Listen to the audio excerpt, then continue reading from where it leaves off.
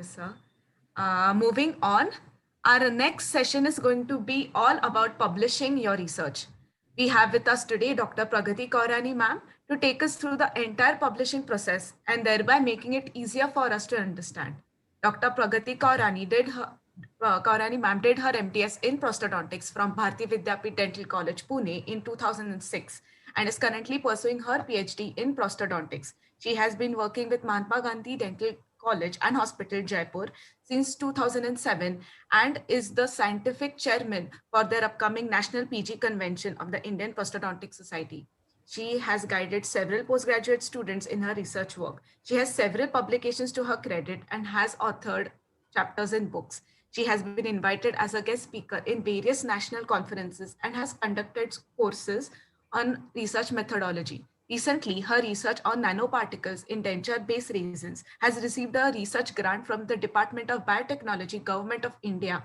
She also runs a Facebook page on research in dentistry that has around 450 members across the globe, where she regularly shares various aspects of dental research. Her achievements are phenomenal, and we are extremely honored to have you with us today. I request Dr. Pragati Kaurani ma'am to kindly take over. Thank you very much for your kind information. Can you all hear me? Yes, ma'am, you're audible. Great.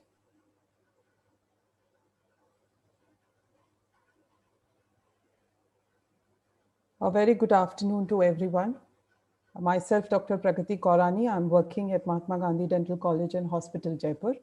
And the topic given to me is publish or perish. Extremely warm greetings from the Pink City, Jaipur. And I hope all of you all are keeping yourself safe in these extremely troubled times. So this topic is more, of course, first and foremost, let me thank the entire team of P-Value for giving me the opportunity to speak on this. And it's a beautiful topic. It's very different from what I usually speak upon. And so this is not a very teaching kind of a talk. It's more of me sharing my experiences, some of them good and some of them bad. And with this, I hope that nothing comes as a surprise to the young researchers over here. And through this talk, I'm able to walk you through things and make it smooth for you for the purpose of publication. So before I begin, I want to ask if anyone has watched this movie, Einstein and Eddington. And has anybody seen this? Yeah, I think some people have. Well, if you haven't seen it, then you must go ahead and see this because it's a fantastic movie. And this movie, it immediately came into my mind because it somewhere relates to the topic that I'm going to talk about. So here, these two separate scientists working in two different parts of the world. And back then, it's not the era of emails and Facebooks. So the only way they can communicate is through letter writing. And this other scientist, Eddington, read the research work given by Einstein. And that's where he correlated his findings. And in fact, with the help of Einstein's finding, they were able to negate what Isaac Newton had written many years back. So it's a fantastic movie. And it shows the power of publication because these two scientists are sitting at two different parts of the world. In fact, this is during World War II. They are actually sitting in countries which were at war at that point in time. And the movie shows how they communicate and how the basis of the entire finding by this researcher, Eddington, was based by the publication of Einstein.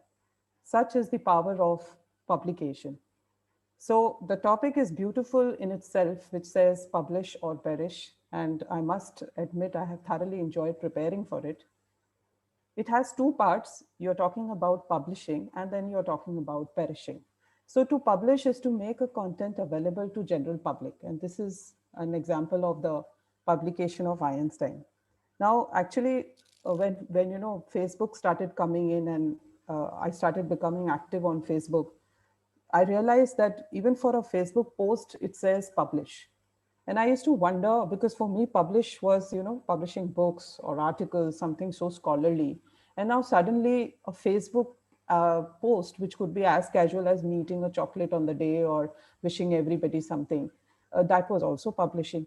So if you see the definition, it fits in because it's any content which is available for general public, and hence whatever we post on social media is also actually not posting but actually publishing. The second part of it is rather very strong, which says perish, which means you either get destroyed or you get ruined. So, well, not in its truest sense, but yes, if the world doesn't know what I'm doing, then I really stand no chance anywhere. And publishing is a very academic, scientific, scholarly way of telling the world what I am doing. And this publishing part is not just related to publishing, research work. It has many other dimensions to it, which I will discuss. And that's how, if I don't tell the world, I actually perish. So we'll see a few W's in this just to make it very simple. What can you publish? Why do you need to publish? And where all can you publish? So what can we publish as dentists, as researchers, as academicians? Well, of course, the research is to be published. There's no doubt about that. Apart from that, you can also publish some interesting cases, treatments, or findings. You can publish chapters, you can publish books, and nowadays, of course, this e-content matter is also something which adds credit. So e-content can also be published. But if you actually see the basic triangle, which gives you creditability, but maybe so, the research is undoubtedly right on the top. So the research adds to so much credit to your, your CV, to your work, to your personality. Even if you're a clinician, if there is an added dimension of research and publication to it, it adds so much more value to what you're doing. So the research work, of course, stands right on the top, but the others also add equal credits. For example, case reports and books and chapters, which take a lot of your effort as well. So let's just see the first one, which is the simple, the one which we all try to work for, that is the research part. So at undergraduate or freshly graduated level, short studies is what I would recommend that you would want to look into for the purpose of research, because students are here on rotation basis. So taking larger studies at undergraduation level is very difficult. Compared to postgraduates who are with us for 3 years. So their larger studies, randomized controlled trials, maybe interventional studies, long-term studies can be taken up. But at undergraduate levels, it's rather difficult. So a short study is good. So a simple short study, which could be laboratory-based or it could be on patients, can be very easily done at an undergraduate level. Survey-based studies can be very easily done, and students must keep asking and inquiring in their departments to get to know what the department researches are happening and maybe participate in that as well. That also gives, at least tells you how to go ahead with research. So I try to involve my undergraduates wherever it is possible. And, I leave it volunteer because it's not a part of their curriculum, so it cannot be reinforced. But I just ask them if there's anyone interested in departmental studies, and few of them do come forward and participate in the department studies. So that can be done at UG level. Now, the case reports or case series is a very interesting part which undergraduates can very actively take, or even clinicians can very actively take, where you actually report some different kind of finding, perhaps some syndromes or some kind of a treatment procedure which has been done slightly differently, which can be reported. So it could be either one case or it could be a collection of cases, which is what we call as case series. The next part is chapters and books. Well, chapters is still better off, but writing a book is definitely a mammoth task. So if you are really hell-bent like I was, because I thought that it is much needed, because this thing was not available, that's when I decided to go ahead, but it took me 2.5 years to complete this. So unless you really have that desire to publish, a book is, something which is very, very challenging to go ahead with. The chapters are rather easier if you have your seniors or your professors or your anyone on the top who's probably writing a book, a small share by helping in the chapters, that can be something that you can look into for the purpose of understanding how publishing of chapters is done. E-content, very interesting. Definitely, if you like, I also plunged into it because I thought it has its own merits. Uh, I can't use it in my CV as such. It doesn't give me any scientific creditability, but it gives me visibility. It also gives me connection with my peers. It gives me an opportunity to express smaller things and more casual things, which can't be done through publications or through books, etc. So definitely, yes, e-content, I would not want to rule it out in today's world. So you can join also these kind of groups, and you can actively participate also and put something there. Maybe a research blog, maybe a page, a Facebook page, or an Instagram handle. It works well. So that's my Facebook page, which I work upon. And I must confess, I thoroughly enjoy posting things, whatever I read. It is decently received, but it's more so because you get an opportunity to talk about smaller things, to put your views forward for, small items which are happening in research. So it's fantastic in its own way.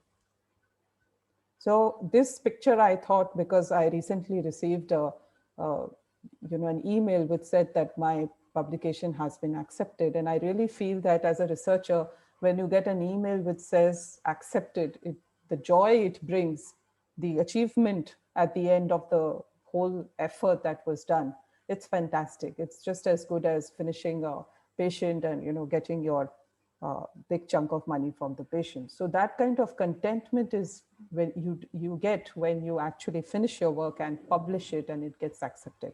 It can only be experienced. And so if you are wanting to get into it, you must get into it and feel this high, this kind of high that you get when you publish your work. Okay, so let's go to the next W, that is, why do you need to publish? And this, it took me some time to understand this, because for me, giving some research paper as a in a conference was easier. And even today, I feel it's easier just to go there, prepare something. I mean, of course, prepare a research for it, but prepare it and present it in 8 minutes and get done with it. It was, for many years, that is what I was doing. And I was very happy doing that because it was perhaps easier.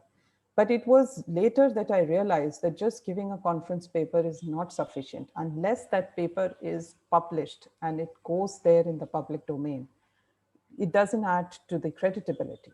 It's also the last step of your research. Your research is never complete till it's published. So if you think you have done a great job in researching, but you don't want to take that extra step to go ahead and publish, which can take, from 6 months to 8 months. Some of my articles are still stuck in some journals because of COVID, things have gone haywire.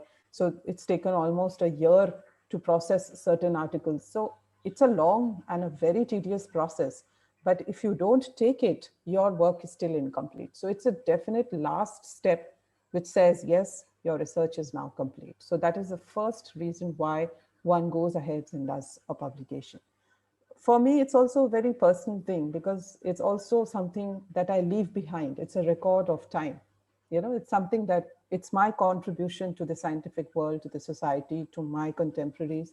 And doing patient work in the clinic is good. It's really nice, but it's not something which I'm going to pass on to the future generations.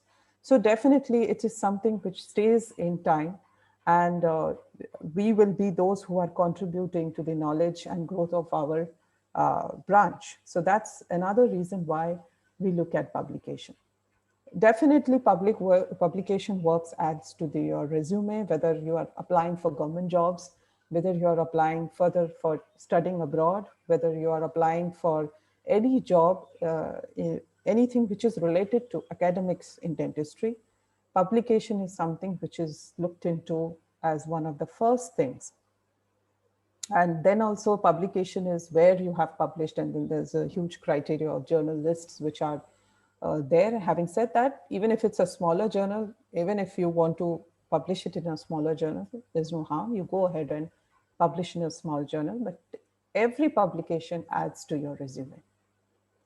it's a method to connect with peers. And this I can say with my little experience, because once your name goes there and you have given your email as the person of correspondence, there will be people who will reach out to you.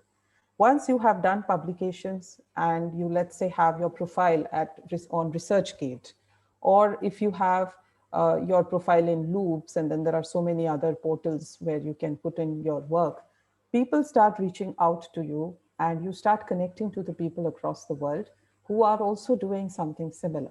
And it's fantastic to connect to people, someone sitting in Iran, someone sitting in America who's doing something similar, who probably wants to ask you something, or you team up with them and do something even better next time. So it's a great way of connecting with people who are on the same track.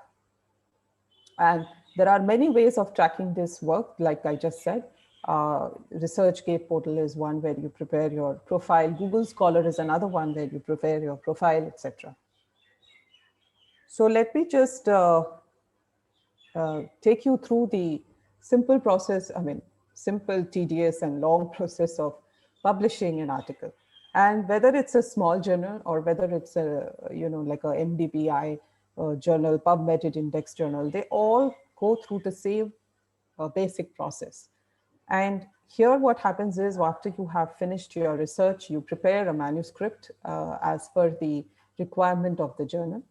And once you have prepared this manuscript as per the requirement of the journal, it is submitted to the journal. Nowadays, of course, everything is happening online. When we had just started after our post-graduation, we had to give 3 hard copies along with a CD of all our photographs, and all that had to be mailed to the editorial office. And that's how it used to happen back then.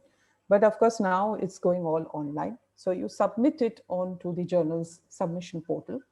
And then once the editor receives it, they run through a desk screening where they just see the basics of your article, whether it falls in the number of words, whether like the previous speaker spoke about the citations, so whether it follows the basic norms of the journal. And if it doesn't follow the norms of the journal, it's desk rejected right there. It means it does not even go through further. And within a few days, you get to know that the article has been rejected. So even before it goes through a peer review, it gets that's called as desk rejection. Otherwise, if it's all fine, it moves to what is called as the peer reviewing. When you say peer reviewing, it means there are people like me who are sitting out there. They are the reviewers, and they are peer because they are my fellow colleagues. They are probably as qualified or more qualified than me, and they go through what I have done. And there is a group of them. It doesn't go to one, it goes to 4, 5 of them, who are going to take their own time to process the article. They will sit and screen the article and look into it into very microscopic details. They will put their questions. Some of them ask you questions to clarify. Some of them will simply reject it because it's not good enough. So either it just gets rejected, or it starts shuttling between me, the author, and the reviewers, because they keep giving me questions and I keep answering them. So some of these some of these reviewing processes take really long, and they go through 3 or 4 cycles where they keep asking you questions, you keep answering them back, they again ask you something, you again revert to them. And that process goes on till the reviewers are satisfied with the work that you have submitted. And once that is done, it goes to the editor, who then finally decides whether this can go in his journal or not. And that's when you get what I got. And I showed you the screenshot of the acceptance of that particular article.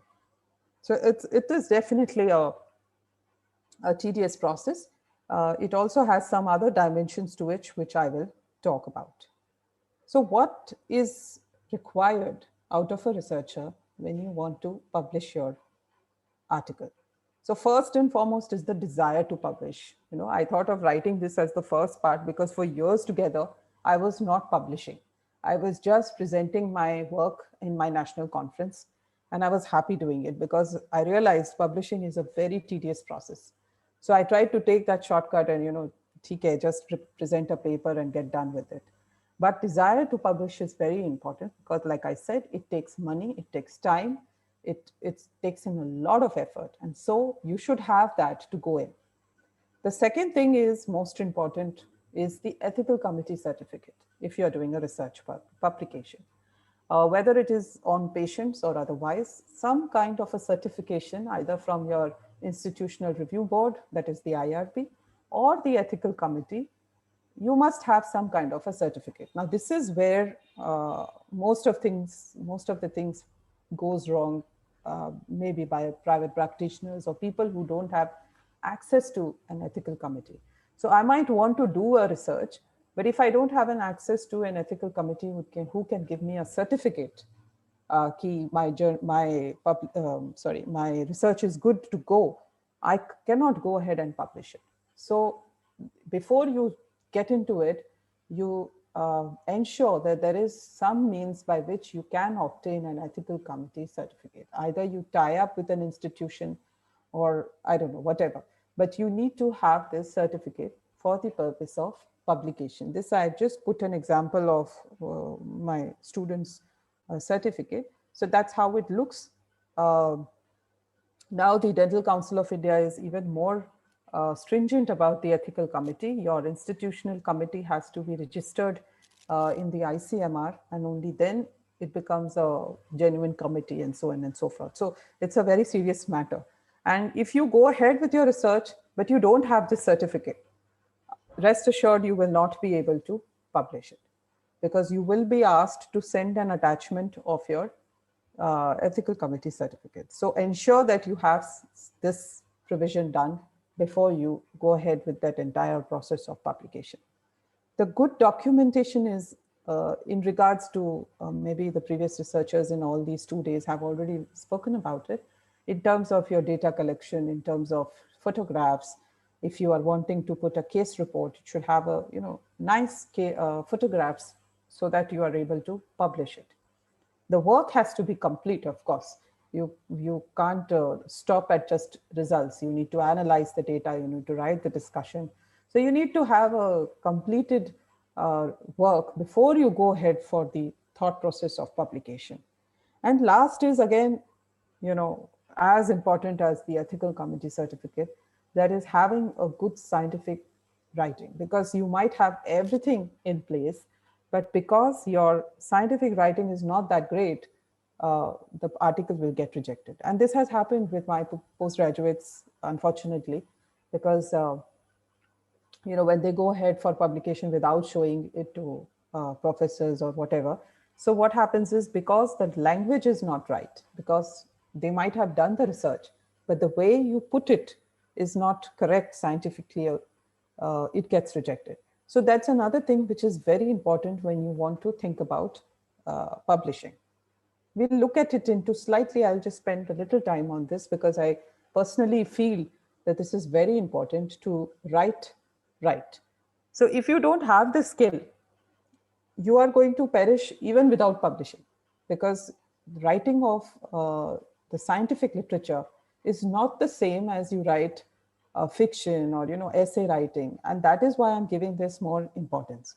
क्योंकि जो हम बचपन में लिखते आए हैं essay writing 20 marks 30 marks, or even your in your post graduation or even in your undergraduation, the questions we ask you in your theory paper and you write them down, तो वो writing अलग है, and the writing that we write in a scientific paper, that's entirely different. And that is why you need to learn it. So how is it different? Here we have objective, because when you're doing a research, you're basically either proving something or disapproving something. For example, I'm wanting to do a research and I'm trying to prove that, let's say the central incisors are wider in Indian population. So I'm trying to prove this, or I'm trying to disapprove this. So it's a scientific fact and I want to approve or disapprove it. Similarly, here we also quote facts. We are quoting facts means already it has been proven that the central incisors in Indian population are very wide. But now I am going to approve or disapprove it. So first I have to quote whatever has been proven and then disapprove or approve to what is happening. Also, I need to justify it. सिर्फ ये कह देने से कि भाई central incisor is wider, it will not work. I need to do the research and I need to justify it. So now imagine when you want to justify something, what kind of a language and how much you need to write to justify something, especially if it's a new finding or something which is totally different from what the world has found out. There you have to literally fight to justify your work. And that fighting is not by screaming and shouting, it is by writing scientifically. So we are also using previous data and research. So what we don't do over here is write like how we are used to, reading Chetan Bhagat's, reading Enid Blyton's. So we are used to very floral languages, where we start thinking on imaginative terms. We write feelings and we use fiction to explain or talk. So this kind of a work is entirely different. Let me give you an example. So look at this. If somebody were to write, I found these results because I think I did it all correctly. I mixed the monomer and polymer. I packed it when I think it was the right stage, then closed the flask. It was difficult for me to close the flask, so I used a bench press. I was surprised to see all the extra material that flows out. Then I did not disturb the flask and I put it for curing. So this could be a very nice way of putting it if I was checking an essay writing for my daughter. That's what I tell her. When they give her a topic, if I wished I was a tree or something like that, then I keep telling her, write your feelings, write, imagine yourself as a tree and write what was must be happening. There's a beautiful wind blowing, there's a cold breeze blowing. So there's a lot of feeling elements over there. But scientific writing is not like that. Scientific writing goes like this. The study results were obtained because of robust method for mixing the denture base, resins, and polymer. The monomer polymer ratio was mixed according to the manufacturer's instructions. On reaching the dough stage, it was packed into the already invested and de-waxed flask. The flask was then kept under pressure for uniform adaptation in a bench press, and the flash was removed. The flask was left undisturbed for 30 minutes, followed by curing.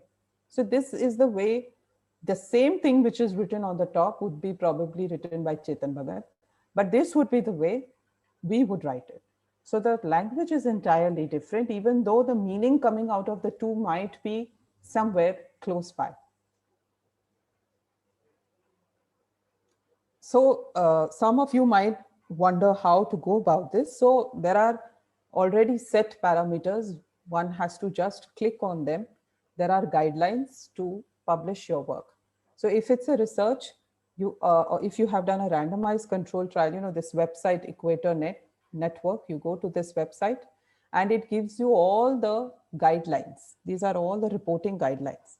So agar I have done randomized control trial, I click on this, it gives me the consort list. It's a guideline of how to publish.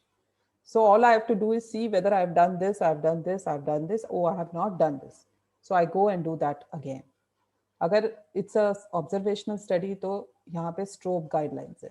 If it is a systematic review, it's a PRISMA guidelines. These are short abbreviations. So all these guidelines are already available. You just have to go there and put your research into those guidelines for the purpose of publication. Coming back to the scientific writing, like I said, it's also a learned skill. When I say learned skill means you learn it over a period of time. It doesn't come naturally. So how do you learn it? You basically need to learn this by attending webinars like this, going through workshops or doing courses. There are specific courses on scientific writing. There are also many online tools available. You can go through my Facebook page and see I keep posting those online tools also to help people to select the right kind of words to say or to write a particular sentence for the purpose of scientific writing. But the ultimate thing is only reading. You need to keep reading and understanding how to write a scientific writing. And I'll tell you, initially when, just recently I have seen this change. See, पहले क्या होता था, whatever publication आप करते थे, वो print होके आता था. The journal used to print it and give it to you. So when you print it, you have the printing costs. So when you have the printing costs, the automatically what the editors do is cut down the number of words. So they would tell you that itne ma introduction hona chahiye, itna ma uska material methods hona chahiye, etc. Because the word limit was very restricted. But now, because there is no printed version, everything is there is no cost of printing. So now the introduction words have extended so much, almost 1,000 words of introduction is acceptable. So now very recently only I was preparing an introduction for this, and my co-author said, please increase your introduction to 1,000 words. And I thought 1,000 words is a lot. Out of 3,000, I'm spending 1,000 words on introduction. So kaise hoga? But I realized, I went through these bigger journals and I realized that in-depth introduction is what they are doing now, because now they don't have that e-print, they don't have the printing cost. So how do you get to know this? It's only by reading. You will see what's happening internationally also if you just track those trends over the years कि बाकी जगहों पे क्या हो रहा है. You need to attend and learn. See, even today we are doing it. This is very recent, where I attended a masterclass on scientific writing, and you learn new things every time. So there's no end to it. So you keep on adding and keep on growing as the science grows in itself. I'll give you a very short, just a run through of what a publication front page looks like. So this is a review article, and it belongs to the publication house MDPI, a very huge publication house with very high level journals and impact factors. So anyhow, this is the title. This is what what kind of study it is. It is a review. So I'm sure the previous speakers have covered. So by now you have some understanding as to what a review is. So this is the title to this. These are the authors. These are the credentials of the authors. So so you can see very clearly how each author has been, some kind of suffix on the top has been given, and then it has been explained as to what and who that author is. When this article was received, when it was accepted, and finally when it was published. This is the abstract to it. There are some keywords to it, and then there is a citation to it as well, out of which one person will be the corresponding author, right? So you have your title, the author, you have a corresponding author, you have abstract, you have keywords, citation, and DOI. This is how your front page of a publication looks like. After that, it's the routine thing, like an introduction. There is a material methods. Then there are your statistical analysis, inferences, and then discussion. So analysis, results, and discussion. Let's see what is this DOI. Again, this is very recently added because now everything has gone digital. So that is a digital object identifier.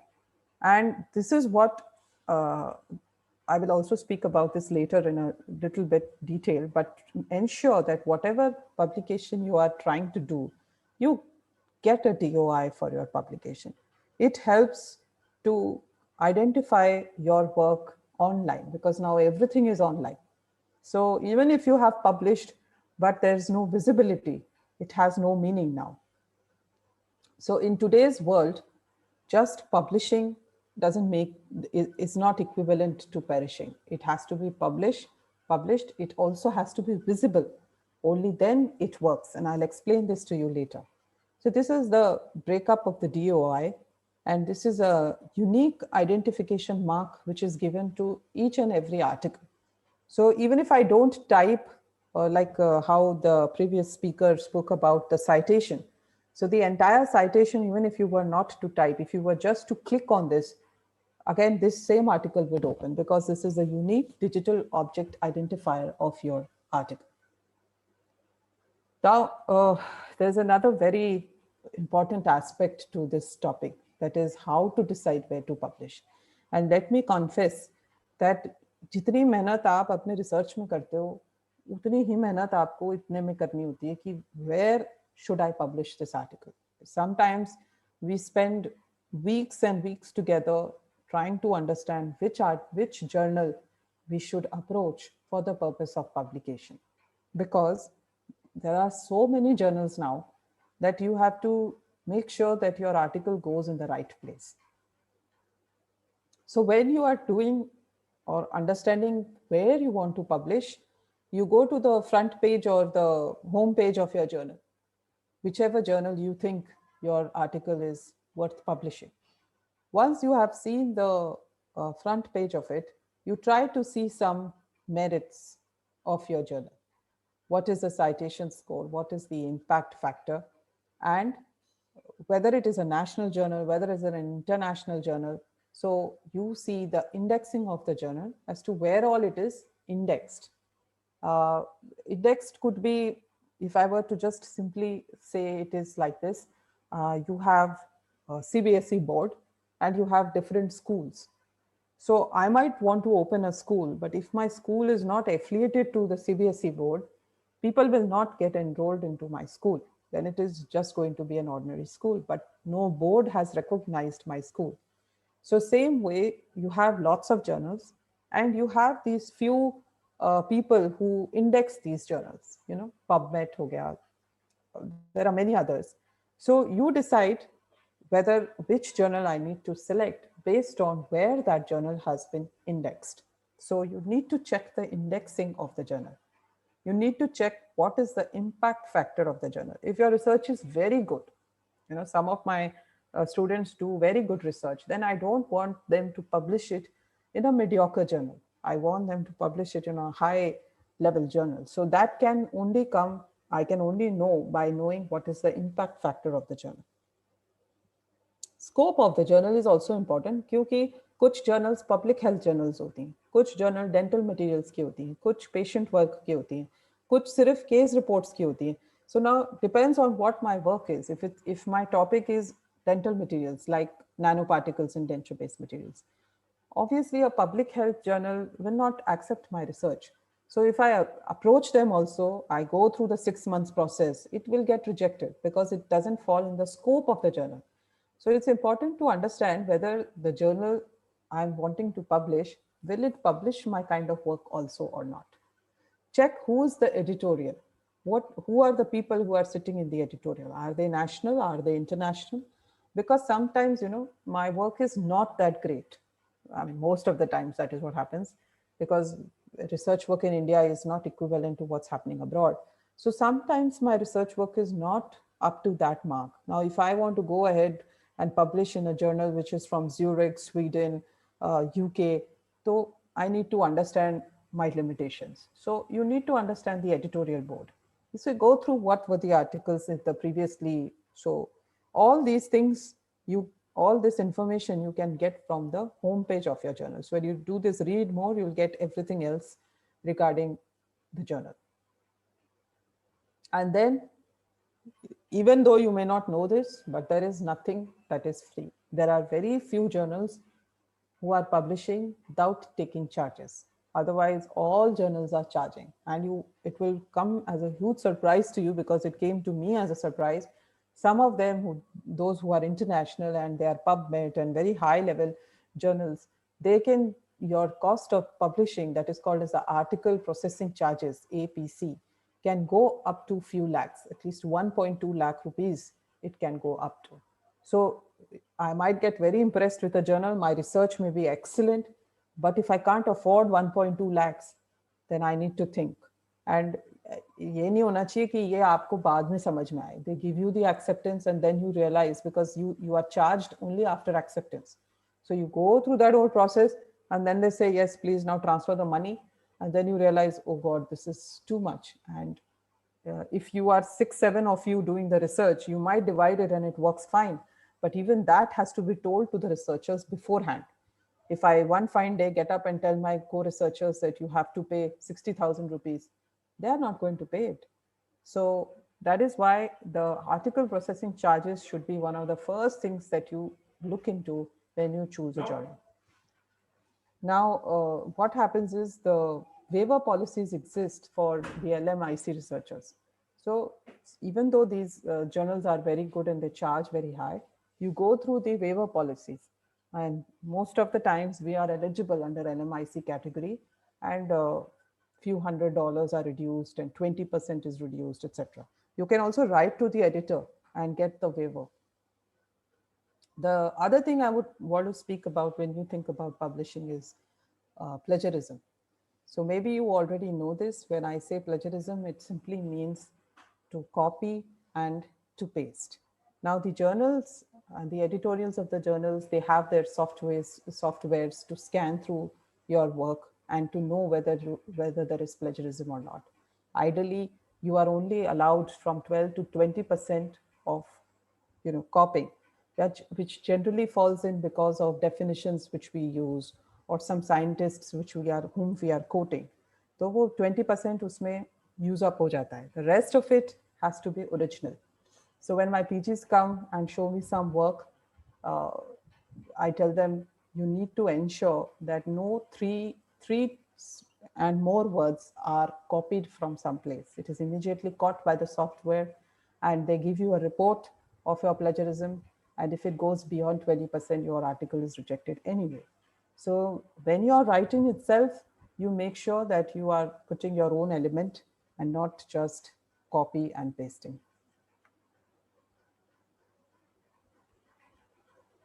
Last thing which I want to tell everybody is out of my own bad experiences about predatory journals. So predatory means someone who's taking advantage of you. That is what is predatory. And especially for the younger generation, it is important to understand that there are many out there who are just sitting to take your money. Those journals are in very staunch ways, so as to say they are fake journals, in the sense they will not give you the credibility of being visible anywhere. They are not indexed anywhere. Even though their website says that they are indexed, they are not actually indexed anywhere. They take money from you and they publish your work, but then you are stuck. You can neither retract your work and nor is it visible anywhere. So your research goes into the dustbin, but also you are paid for it to go to the dustbin. So therefore, you need to be very careful about this big bad word out there. And here I will be very bold to actually name the journal, because I myself have fallen prey to this. And this particular publication house is one which is running an entire racket, even though they say their website said that it is a PubMed journal. It was only later on that we realized that it is not even visible on Google Scholar. So these are set of journals who are just sitting there to take your money in. That's it. So you should ensure that you don't fall prey to this.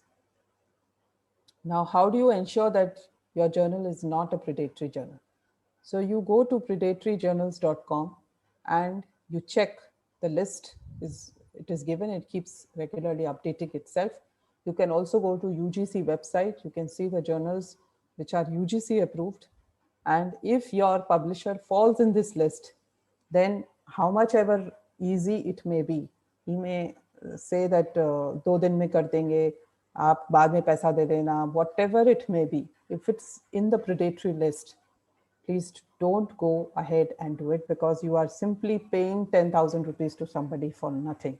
That is the meaning of predatory. So this is my kind request also, because I have suffered through this. It was one of my articles that I submitted to this particular journal. And later on, I could not even retract it when I realized that this is not what I wanted. And the journal is not even indexed in Google Scholar. So there was no way of even retracting. So we did a lot of ugly screaming and shouting, but it was of no use. So it was almost 6,500 rupees that just went waste. More than that, it was the research that went waste. It is a beautiful research, but it just has gone to the dustbin. So that's why it's my personal request to the upcoming generations to watch out for these predatory journals. Lastly, coming to other forms of publication, that is book publication. So book publication definitely is a very, very long journey, and you must you must really have it in you if you want to go ahead and do a book. So it's a long, long process. It takes 2.5, 3 years, sometimes maybe longer. You need to find a publisher who would want to publish your book. And if you don't find a publisher who's wanting to publish your book, which like I did, could not find one, you can go for a self-publishing house. There are nowadays many of them that are self-publishing, but they don't promote your book. You need to do your own promotion. Whereas other publishers like Elsevier or Sage Publishers, जिसकी textbooks आप UG में पढ़ते हो, those publishers help in promoting your book. So they do the promotion, whereas here it's all on yourself. But that's up to you whom you go ahead with and whether the publisher accepts your work or not. Lastly is the e-content publishing. Again, you can do blogging, you can do your own Instagram portal, you can have a Facebook page. So there are a lot of other aspects of publishing as well, which work very good. They provide you your visibility also, connection also, everything, just like I spoke before. So these are the other forms of publishing other than articles, which add content and meaning. If nothing else, add to more dimensions, understanding of the subject, a connection with your peers, overall growth to your work. So at the end, I'll say that publication is like it's a journey. It's a whole process. It can take 3 months to 6 months to 1 year. So it's an entire journey which you enjoy or not enjoy also sometimes, slowly and steadily as you move forward. But it's great at the end to press that button and say that it is published. It's even greater and in a different high altogether when you get a letter which says that, yes, you have been accepted, your work has been accepted, and now it is available in the public domain for our contemporaries. So thank you once again for your patient hearing. That's my email ID if you wish to connect. I would like to thank P-Value for organizing this fantastic webinar series on research work. My personal gratitude to Dr. Vinay for giving me this opportunity. And I hope I did justice to this particular topic given to me. Thank you. Thank you so much, ma'am, for making this tedious process of publishing pretty easy for us to understand, and also for motivating us to publish our work. Thank you so much.